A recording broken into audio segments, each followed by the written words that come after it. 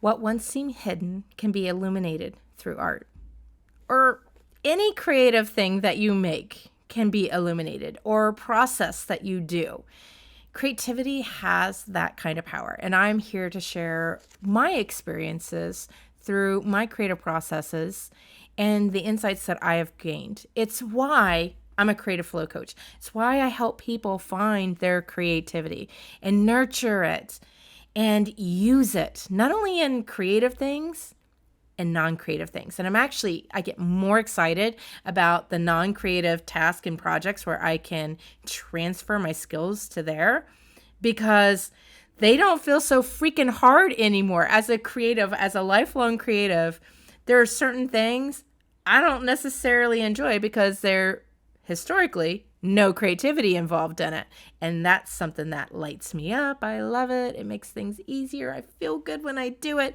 So I started transferring that into everything. Creativity is in every ounce of my life at this point, including helping my own transformation, my own mindset, whether I'm working out, eating better, trying to not be so judgy and critical of other people or myself, or if I'm balancing my budget and working on my expenses and figuring out what I need. I use it everywhere.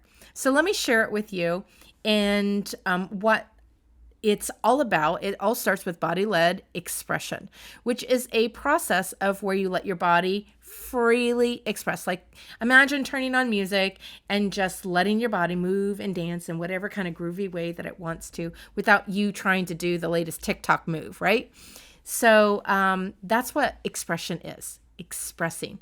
And I know some people will say, I have a really great body connection, but oftentimes what they mean is, well, when I'm tired, I'll go lay down. Like, that's not what I'm talking about. That is like a flag, like, woo, woo, woo. Hey, alert, something's wrong and I need something. Where I'm talking about not meeting a need, it's just freely expressing. Can you imagine as a person of only being able to speak when you have a problem and you really need something like shelter, food, water, those kinds of things, versus when you get to freely share your opinions and your thoughts? That's what I think about my body doing, because what is really happening is I'm connecting with my subconscious when I do that. It's very cool. So let's get this show on the road and let me show you the piece that we're talking about today. And this is one that I made, I think it was in February of 2024, so of this year. At the time, I was on LinkedIn. I'm on LinkedIn every day, by the way. If you want to come over there, you can come and say hi if you're on there. Shoot me a DM or give me a little like on one of my comments or something. And if you're on LinkedIn, I'd love to connect with you. Go ahead, send out a connection. I'd be happy to connect with you. And so one of the things that I did at the very beginning of 2024 is I started sharing my artwork. And I make all of my art with this body-led process, meaning that I let my body pick the colors that I end up using. I don't dictate from... I'm a fully trained creative designer artist. Now, I don't let any of that come into play. I ask my critical thinking and my conscious thinking to just like, can you just go over here for a little bit? We're going to hang out with the body over here and we're just going to express. You can have your say when we're done, but your opinion doesn't really matter right now, because this is free flowing expression. And I do mine in a visual way, but like I said, you can do it in anything. It can be, gardening, or it could be sewing or baking pies, singing, dancing, creating a workout routine, how you style your walks in the morning. There's so many ways that you can let your creativity, let it all ring out there, right? So I would make this, and then it became a gateway into my mind. It really, through letting that free expression from my body come out, I gained insights into my beliefs, my feelings. So I felt like I got inside my conscious mind, but I also got inside my body, and I understood so much more about myself in the process. So then I would journal on it. And on LinkedIn, I shared my art. I shared parts of my journaling, like the real raw words that I'd put down. And then I would give a little bit more recap on it. It was kind of like I got insights from making the art, then I got extra insights when I journaled about it, and then now insights because I wrote about it on LinkedIn. And now I'm adding a whole new layer because I'm sharing it with you and I'm revisiting all these things and I'm like, oh my gosh, I learned so much in these past few years. Like, this has been such a huge transformation for me. So I want to share it with you because maybe this will inspire you in your own creative journey or your own journey to understand yourself better. And this is just another way that we can start to connect with our inner true self. So let's go over to LinkedIn and let's read what I wrote. What once seemed hidden becomes illuminated through art, a creative's mind from the inside out. We weave in and out of light and darkness, seeking to find the brightest light. Because it gives us clarity. It's easier to see, to notice the details, find our next steps. I was always searching for the light, the right light. I always think about it that way. Had to be the right light. I was looking for it.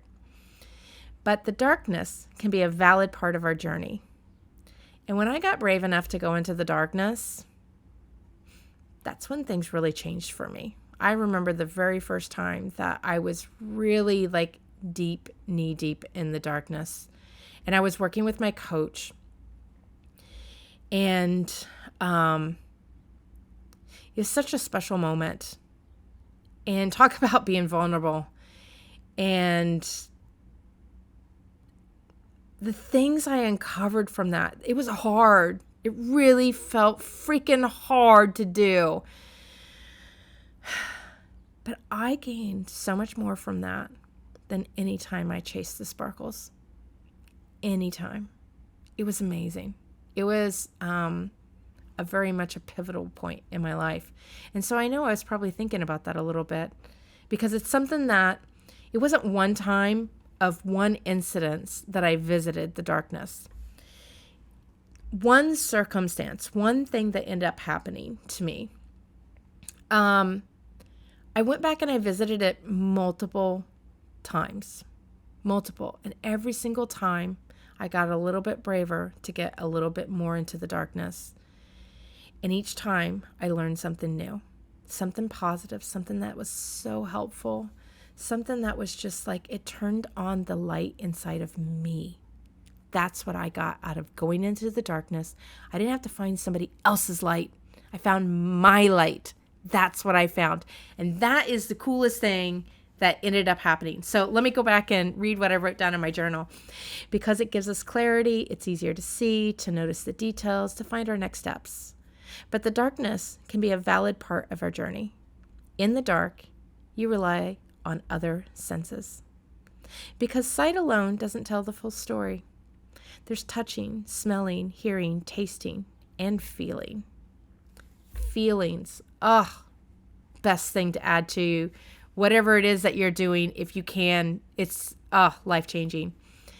These past few years, I've willingly ventured into the darkness to find those dense feelings. That's how they feel, like so dense, like a black hole. Sometimes they suffocate, but others are like consuming nutrient-rich foods, full of flavor, texture, and satisfaction. Thinking that the light is the only path forward feels like an illusion when you only find the dim glow of a distant firefly. Your thoughts reveal your path. Your feelings connect to your journey.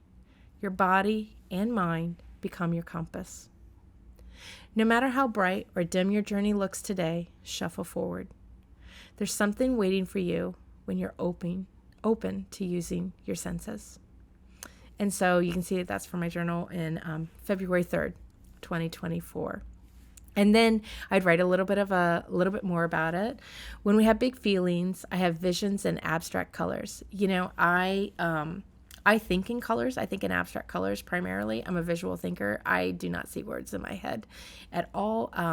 When I see a visual image, I'm like, yep. Like I can look at this. I know exactly what this is about. I know the moment, the details, and everything. It's kind of like, you ever, with your family, have a memory, and then as soon as someone says, oh, remember that time? And you're like, a flood of everything comes over you, from like, whether it was hot that day or it was cold that day, whether you were wearing a dress or you're wearing jeans, or if your hair was up or down, and who was there, and people were laughing, or were they crying, or were they singing, or were they dancing? Was it outside? Was it inside? What were the colors? Like, instantly, you know all of that, right? As soon as you have that memory. And that's what these work of arts, because they come from within me, that's what it's like, and that's how I think. So when I have big feelings, I have visions in abstract colors. Sometimes I document them in my art. It's a way that I honor myself and allow myself to be human. I let my body lead me by sketching what it shows me, allowing it to make the marks. So this is that body-led expression. I'm letting my body make all the decisions, the colors that I use, where I place the colors. I let it do everything and turn off that critical thinking. Yes, I know these colors may clash and may not make sense together later on, but let's just see what happens. It's openness, it's curiosity, it's allowing. Sometimes I document them in my art. It's a way that I honor myself. I allow myself to be human. I let my body lead me by sketching what it shows me, allowing it to make the marks. I keep my design-trained brain in the corner, because this isn't about perfection. Trusting my body to guide me, allowing my body to express. It's how I stopped overthinking and doubting myself. It all started with my body-led process. So, that is what I've been doing, and it's really been helping me in so many areas, not just in creative areas, but in the non-creative. And that's the beauty about developing your creativity. It's not just about becoming an artist. It doesn't have to be about becoming an artist at all. I gained self-doubt. I've gained trust, and people I've worked with have told me the same. They're like, I just know I'm always going to have options. I just know that the first one doesn't have to be perfect. I just believe in myself. You know, I speak up more often in meetings now. I'm not afraid to tell somebody what I'm thinking. There's so many other beautiful benefits when you practice expression. That's a foundation of creativity right there. But when you practice body-led expression, you just get even deeper. So if this sounds like something that you're like, oh my gosh, I want to know more about this, and how do I do this? I need some practical steps to doing this. I'm going to put some notes down in the comments, and I have a whole program where this is what we do. We discover our creativity, we practice it. We have tools for helping you to navigate around hurdles. We call them Get Unstuck. And we also work on aligning our flow so that we become one with our body and our spirit or our soul, whatever word you want to use, and our mind. Not just our conscious, critical thinking mind, because that seems to be the part that everybody naturally goes to, but our unconscious mind, our beliefs, our programming. And we start aligning it all. And it comes out in the most beautiful way. So if that sounds like something you would be interested in, reach out to me. I'll put a link in the comments. You can go check it out yourself. But also you can write a comment below. You can send me an email. Or like I said, I'm on LinkedIn every day. Come on over there. Shoot me a DM. Say hi.